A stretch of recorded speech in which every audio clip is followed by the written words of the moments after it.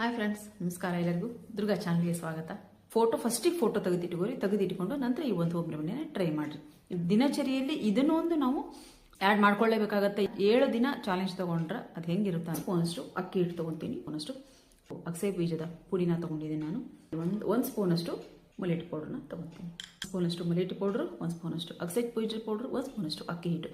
ಇಷ್ಟನ್ನು ನಾನು ಇಲ್ಲಿ ಹಾಕೊಂಡಿನಿ. ಮುಲೇಟಿ 1 ಸ್ಪೂನಷ್ಟು ಜೇನುತುಪ್ಪ, ಆಮೇಲೆ ಇಲ್ಲಿ ಒಂದು ಅರ್ಧ ಅಷ್ಟು ಟೊಮೆಟೊ ಹಣ್ಣು ತೊಗೊಂಡಿದ್ದೀನಿ. ಲಾಸ್ಟ್ ಇಂಗ್ರೀಡಿಯೆಂಟ್ಸು ಮೊಸರು ಜಾಸ್ತಿ ಬೇಡಪ್ಪ ಅಂತ ಅಂದರೆ ನೀವು ರೋಸ್ ವಾಟರ್ನ ಇಲ್ಲಿ ಸ್ವಲ್ಪ ಆ್ಯಡ್ ಮಾಡ್ಕೋಬೋದು. ಈ ಚಳಿಗಾಲ ಇರೋದ್ರಿಂದ ನೀವು ಕೊಬ್ಬರಿ ಎಣ್ಣೆ ಹಸಿ ಹಾಲಿಂದ ನೀವೇನು ಮಸಾಜ್ ಮಾಡ್ತಿರಲ್ಲ, ಅದು ಎಷ್ಟು ಒಳ್ಳೆ ರಿಸಲ್ಟ್ ಕೊಡ್ತದೆ ಫ್ರೆಂಡ್ಸ್. ನಿಮ್ಗೆ ಈ ಹಸಿ ಹಾಲಿಗಿಂತ ಒಳ್ಳೆ ಕ್ಲೆನ್ಸ್ ನಿಮ್ಗೆ ಎಲ್ಲೂ ಸಿಗಂಗಿಲ್ಲ ಅಂತ ಹೇಳೋದು ನಾನು ಹೇಳೋದು.